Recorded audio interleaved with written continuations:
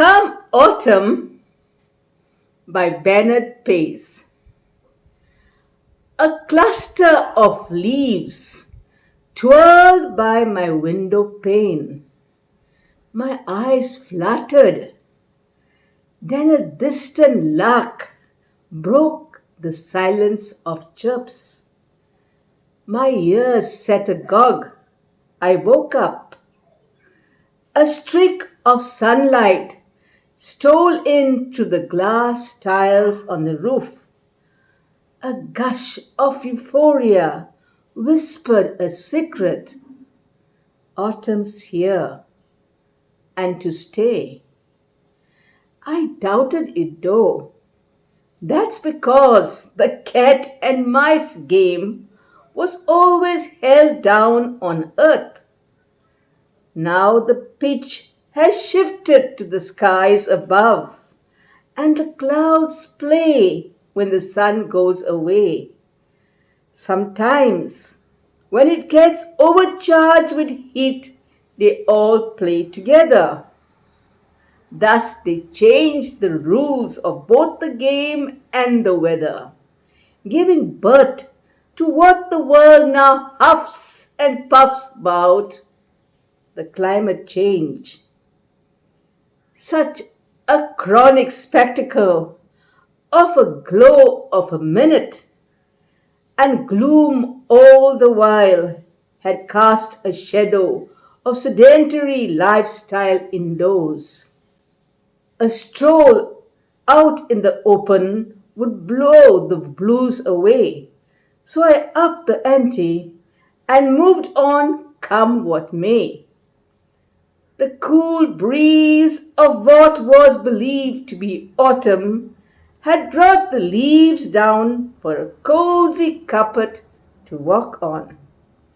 An invigorated atmosphere spurred the spring to my strides, and I ended up in the heart of a bustling bazaar in the village market square. Bent down for my pick of the day when a sudden shower scurried me for cover to the nearest door in a bar. I did have the hunch of one sparrow not making a summer, nor one lark an autumn, but obsessed by the gambler's fallacy to not expect an adverse event in the face of celestial surprises became my undoing. Folly is granted, lark seems to have waited in the wings. Seated there at a dilapidated table was an elderly man who by strange serenity I chalked up to be a long lost friend. He was reveling over a glass of cheer. He spotted me instantly and twitched his lips to collect that old familiar grin to greet me by. Then he rose effusively for a handshake and a hug that symbolized a man of a true Goan extract. Be my guest, he said, and signaled the barmaid for a glass and a follow-up.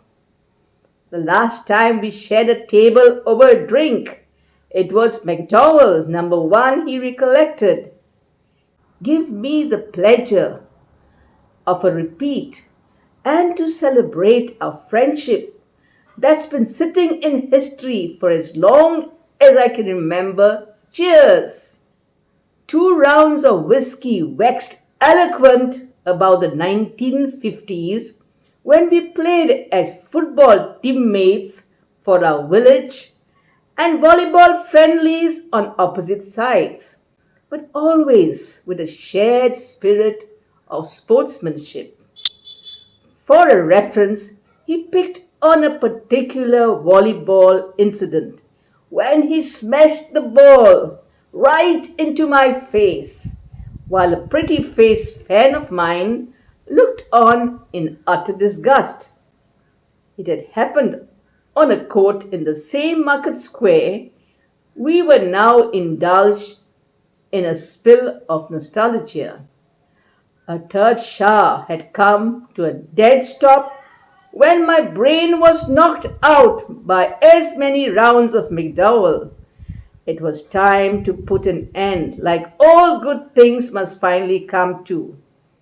But we could hardly find the door that had brought us in the first place. However, help was at hand, and the barmaid hurried to show it. I threw my arms in an embrace of my friend one last time, and we bade each other a memorable goodbye. My friend's exuberance knew no bounds. He hugged the barmaid as well. The end.